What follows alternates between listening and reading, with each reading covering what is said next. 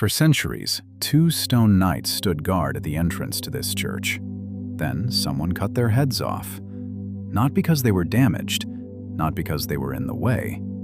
According to a centuries-old tradition, it happened because they looked like Knights Templar. If that sounds absurd, it gets stranger. The people who lived closer to these events insisted the Templars were here. Modern historians say they were not, and beneath this church lies a network of sealed crypts, forgotten passages, and mysteries that refuse to disappear. So who is right? And what was someone trying so hard to erase? To solve this mystery, we have to travel back to the year 1154, to a crusader prince named Henry of Sandomierz. He left Poland for the Holy Land, fought alongside the Knights Templar, and, according to legend, became a brother of their order.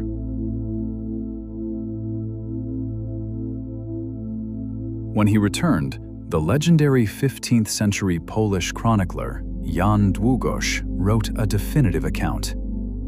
Henry brought the Templars back with him and built this massive, fortress-like church in Opatów as their sanctuary. Look closely at these walls. This doesn't look like a standard house of prayer. It looks like a medieval stronghold. And Jan Długosz wasn't the only respected chronicler who claimed the Templars were here. The Renaissance scholar and royal physician Maciej Miechowita also mentioned the Templars in connection with Opatów. But the trail goes even deeper in the 17th century. The monks of the Bernardine order compiled local records stating it as an absolute certainty. They claimed the Templars possessed a sprawling monastery on the nearby Grodziec Hill, built so heavily that it closely resembled a fortified war castle. Yet today, mainstream history books tell you none of this ever happened. They claim it's a fairy tale. But who do you trust? A modern historian, or the chroniclers who lived centuries ago and left us the earliest surviving accounts? To find out, we have to go where the public isn't allowed, deep beneath the floorboards. If you walk into the Collegiate Church of St. Martin today, you're stepping directly over a structural enigma. Right here, suspended between the foundations of these 2 massive western towers, lies an ancient 13th century Romanesque crypt. In the 1200s, the church did something bizarre. They completely bricked up the original western entrance. They forced all visitors to enter through a side door on the south and converted this entire western gateway into a silent city of the dead. 200 years later, they reversed it again, knocking down the tombs to reopen the western doors. Today, this subterranean labyrinth is completely forbidden to the public. Why can't you go down there? Mainstream engineers say it's purely structural.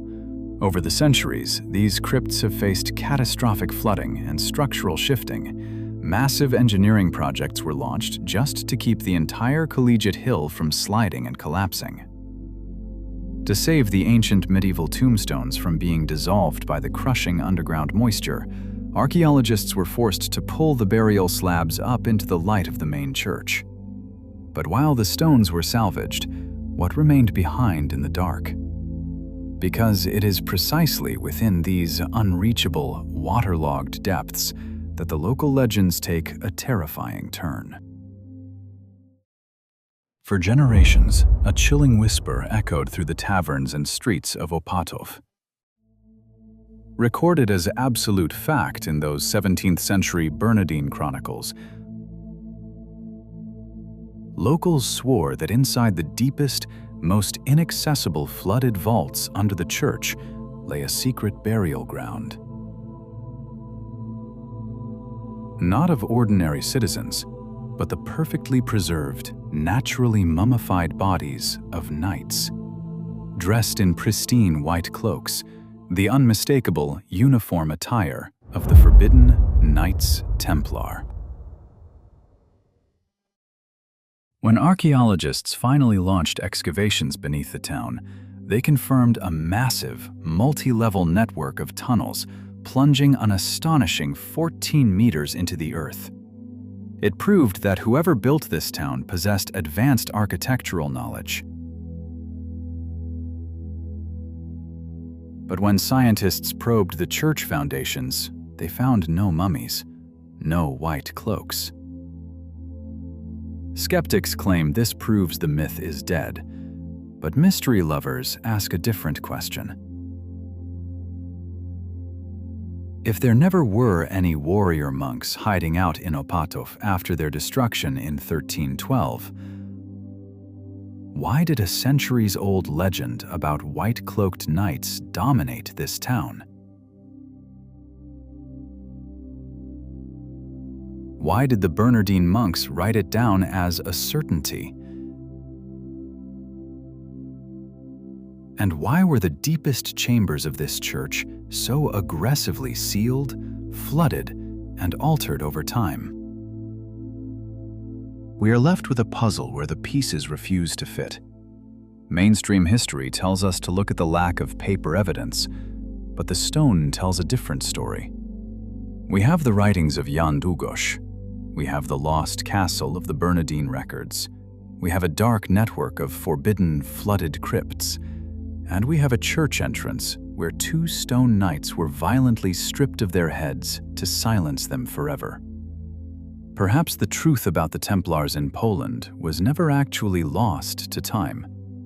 Perhaps 14 meters beneath Opatów, it was simply buried alive. Thanks for watching. See you in the next one.